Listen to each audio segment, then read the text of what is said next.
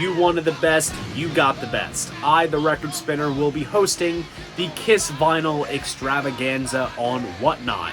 So be sure to tune in to the Classic Catalog Show, where I will be auctioning off Kiss records that comprise of, you guessed it, the Classic Catalog, and you'll definitely don't want to miss out on the Solo and Collectible Releases show, where I'll be auctioning off solo releases as well as a bunch of unofficial pressings supplied by Brian's Kiss Vinyl. I'm also going to be giving away some autographed Kiss Vinyl supplied by Kiss Haven. I do suggest you sign up using my referral link, which is whatnot.com/invite/the record spinner, where you will receive $15 credit that you can put towards your first purchase. So be sure to go on whatnot.com, search up the record spinner, follow my account, bookmark the two shows. So I will see you guys then.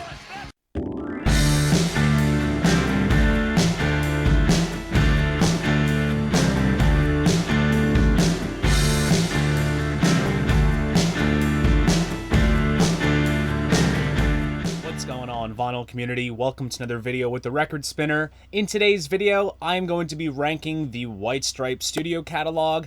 I'm shocked if you all don't know, but I am a massive Jack White fan, and the White Stripes are surely one of my favorite rock bands to come out of the last 20 years or so. And while they do have a relatively short catalog of albums compared to other artists that have lasted longer, their albums are jam-packed with electrified bluesiness and the utmost confidence that a two-piece rock band can pull off such a bold sound.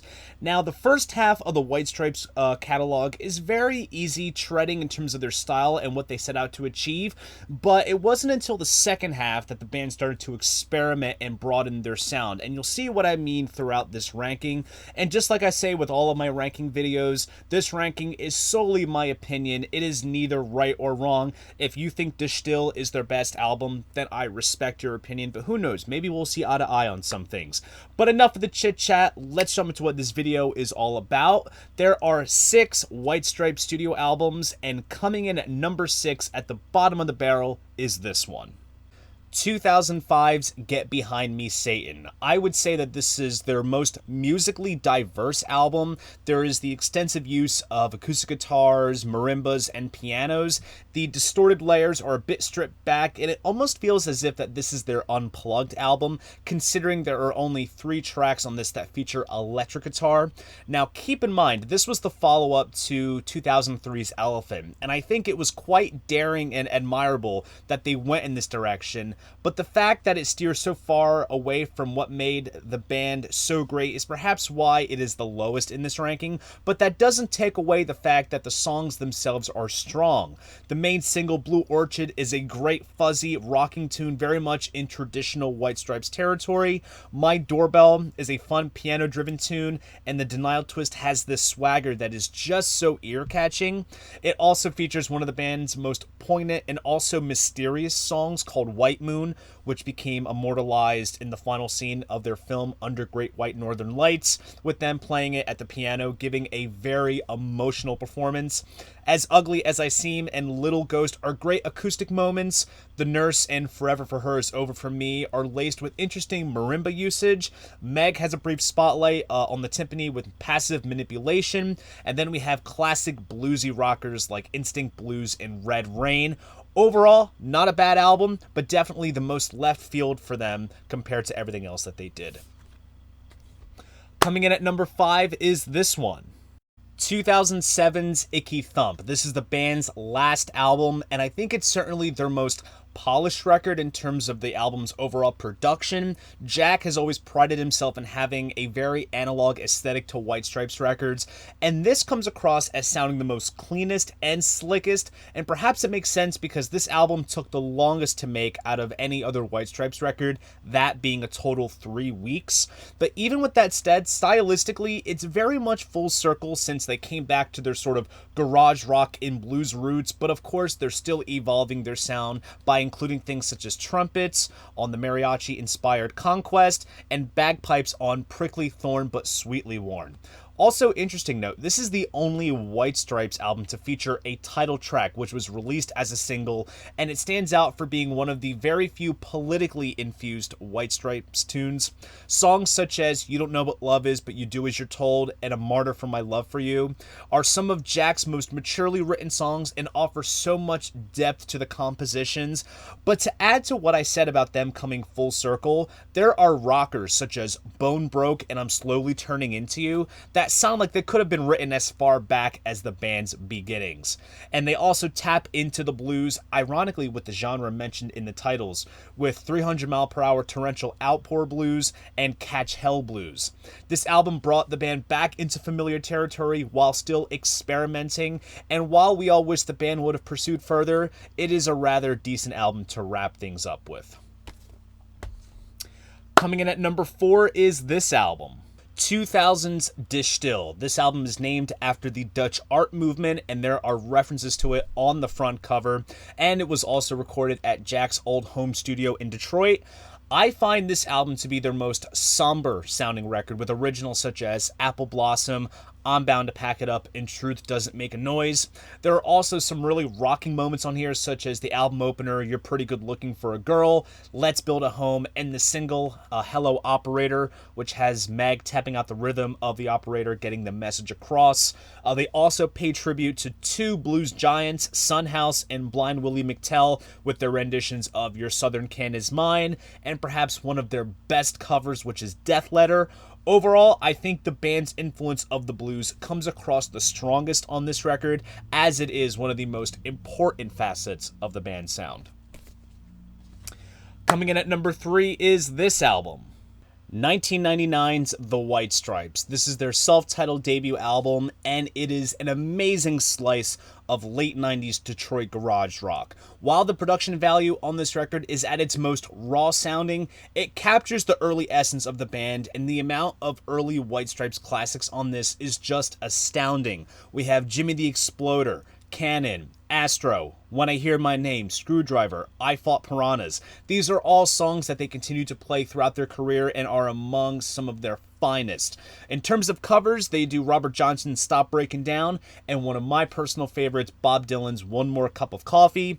And a nod to their Detroit roots, there is a spitting attack on the three big automakers with the track The Big Three Killed My Baby, and they even pull out the old traditional tune with St. James Infirmary Blues, which was indeed the first song that the White Stripes ever played live at their first live show back on Bastille Day in 1997. It is a solid first snapshot of where the duo was at the time, and it's honestly one of the most ambitious debut blues rock albums ever.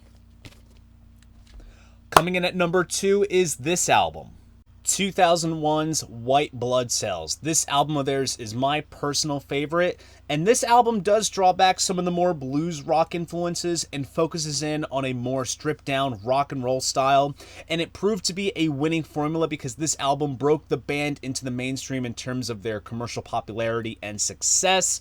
Also, interestingly enough, this is the first album of theirs to feature all original material, and it absolutely rips. The main singles from this album, Dead Leaves in the Dirty Ground, Hotel Yorba, Fell in Love with a Girl, are absolute White Stripes classics. It also features the song We're Gonna Be Friends, which is such a beautiful, nostalgia-provoking ballad, and it was even adapted to a children's book, which is just so fitting. And the other songs on this album are fantastic, some of which hark back to the band's inception, and some have come from various side projects that Jack was involved with at the same time as the White Stripes, I should say. Little Room is almost like a compliment to Son House's Grinning in Your Face, which was a stage favorite of the band, with its sparse instrumentation of just a drum, tambourine, and vocal. The song The Union Forever references the film Citizen Kane, which is Jack's favorite film. Same Boy You've Always Known is such an introspective song, and it always strikes an emotional chord anytime I hear it. And Offend in Every Way is one of Jack's most transparent songs, where his heart and emotion is just worn on his sleeve. With 16 tracks clocking in at 40 minutes, it is one of the tightest one-time punches of garage rock that shows the eminent rise of one of the 21st century's most celebrated groups. And now we are left with the number 1 spot, and honestly, did you guys see this coming? 2003's Elephant. This album is not just, in my opinion, their best, but it is one of the single best records of the 2000s, let alone the 21st century. It has Seven Nation Army. Need I say more? Such a recognizable riff and now a standard in terms of sports anthems. Their cover of Burt Bacharach's I Just Don't Know What to Do With Myself is sensational. The Hardest Button to Button is a great rocker, along with Black Math, which is one of my favorite White Stripes songs. Meg's single best moment is on this record with In the Cold, Cold Night. Anytime they played it live, the audience just gave her such a rapturous applause. Two of Jack's most sincere and personal compositions on here are I Want to Be the Boy to Warm Your Mother's Heart and You've Got Her in Your Pocket. The later one is almost emotional to listen to at times. But of course, we have a dosage of the blues. One of the album's biggest highlights is the 7-minute Ball and Biscuit. Such a great, almost jam-based tune where the band just lets loose. There's also a share of special guests on this record. Mort Krim does a spoken word intro on Little Acorns, and Holly Golightly joins them on Well It's True That We Love One Another. But musically, aside from this album being so superb, I think the overall aesthetic of this album suits the White Stripes perfectly. This was recorded at an all-analog studio in London called Toe Rag Studios, and all the equipment that was used, whether it was instrumental or technical, predates itself before 1963. And I think, considering the true roots of the White Stripes being the influence of the blues from the early 1900s, it just adds to the charm of this record, and given the warmth of analog recording, this is probably the best that the band sounds on record. So with all of that said, this record has so much going for it, and that is why it is, in my opinion, their greatest album.